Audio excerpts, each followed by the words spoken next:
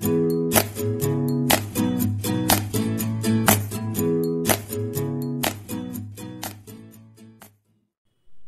అండి, ఆహా all time డిసైబ్స్కి స్వాగతం. బార్లీ గింజలను ఉడికించే పని లేకుండా, ఉడికించిన బార్లీ గింజలను వేస్ట్గా పడేయకుండా బార్లీ వాటర్ని 4 రకాల ఫ్లేవర్స్లో ఎలా తయారు చేసుకోవచ్చో ఈ వీడియోలో చూద్దాం. స్టవ్ ఆన్ చేసి ఒక బౌల్ పెట్టుకుని 250 ml కప్తో 1 కప్పు బార్లీ గింజలు వేసుకోవాలి. గ్రామ్స్లో అయితే 100 గ్రామ్స్ వరకు ఉంటాయి. లో ఫ్లేమ్లో వీటిని కలుపుకుంటూ వేయించుకోవాలి. ఒక 2 నిమిషాల పాటు వేయించుకున్న తర్వాత దీనిలో 1/2 స్పూన్ జీలకర్ర కానీ వాము కానీ వేసి వేయించుకోవాలి. బార్లీ గింజలు నీటిలో ఉడికించకుండా ఇలా పౌడర్ చేసుకోవడం వల్ల బార్లీలో ఉండే పోషకాలు ఏవి పోకుండా అన్నీ కూడా మనకు లభిస్తాయి. ఇవి మరీ ఎక్కువగా వేయించుకోని అవసరం లేదు. బార్లీ గింజలు లైట్గా కలర్ చేంజ్ అయితే సరిపోతుంది. నాకు ఇక్కడ లో ఫ్లేమ్లో ఒక 5 నిమిషాల పాటు వేయించుకుంటే ఇలా వేగినాయండి. పూర్తిగా చల్లారిన తర్వాత మిక్సీ జార్లో వేసుకొని గ్రైండ్ చేసుకోవాలి. ఇది పూర్తిగా మెత్తని పౌడర్లా అవ్వదండి. ఇక్కడ చూస్తున్నారు కదా, లైట్గా రవ్వలా కనిపిస్తుంది. ఈ పౌడర్ని ఒక ఎయిర్ టైట్ కంటైనర్లో పెట్టుకుంటే 1 నుంచి 2 నెలల పాటు స్టోర్ చేసుకోవచ్చు. ఎప్పుడు కావాలంటే అప్పుడు బార్లీ వాటర్ చేసుకోవచ్చు. బార్లీ వాటర్ చేసుకోవడం కోసం 1/2 కప్పు అంటే 4 టేబుల్ స్పూన్ల బార్లీ పౌడర్ని ఒక బౌల్లోకి తీసుకోవాలి. దానిలో 1 కప్పు నీళ్లు వేసుకోవాలి. పిండి ఉండలు కట్టకుండా బాగా కలుపుకోవాలి. నేను ఇక్కడ 4గురికి సరిపడా బార్లీ వాటర్ తయారు చేస్తున్నాను. ఒక్కొక్క గ్లాస్కి ఒక్కొక్క టేబుల్ స్పూన్ చొప్పున 4 టేబుల్ స్పూన్ల బార్లీ పౌడర్ను తీసుకున్నాను.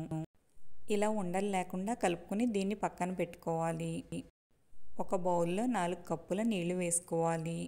స్టవ్ ఆన్ చేసుకొని నీళ్లు మరుగుతున్నప్పుడు దానిలో ముందుగా ప్రిపేర్ చేసుకున్న బార్లీ పౌడర్ మిశ్రమాన్ని ఒకసారి కలుపుకొని ఈ నీళ్ళలో వేసుకోవాలి.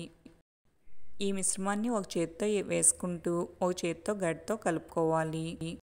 అడుగున అంటుకుపోకుండా మధ్య మధ్యలో కలుపుకుంటూ ఉడికించుకోవాలి. మంటను లో టు మీడియం ఫ్లేమ్లో 15 నుంచి 20 నిమిషాల పాటు ఉడికించుకుంటే ఇలా కన్సిస్టెన్సీ కొంచెం చిక్కగా అవుతుంది. ఇలా ఉడికితే సరిపోతుందండి.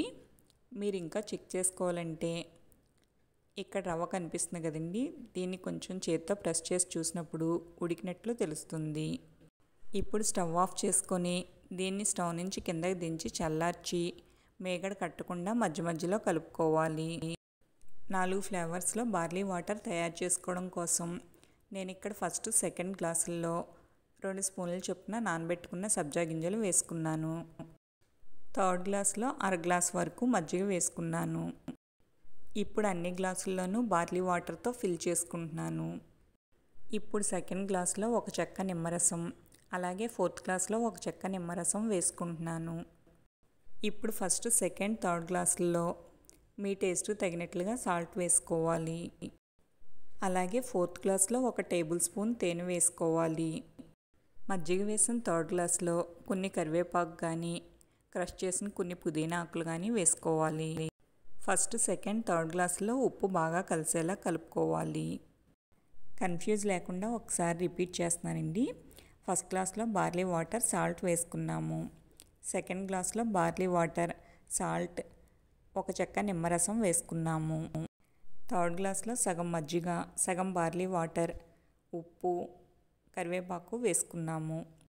ఫోర్త్ గ్లాస్లో బార్లీ వాటర్ తేనె వేసుకున్నాము.